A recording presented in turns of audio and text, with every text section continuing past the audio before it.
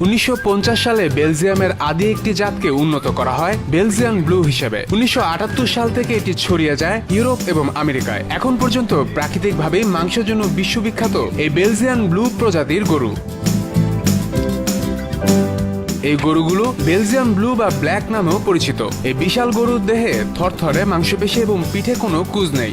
শক্তিশালী পা রয়েছে বিশাল দেহি গরুটির। প্রায় 800 থেকে 1200 কেজি ওজনের এই গরুটিকে দেখতে অনেকটাই কুস্তিগিরের মতো মনে হয়, কিন্তু স্বভাবে এরা একেবারেই শান্ত প্রকৃতির।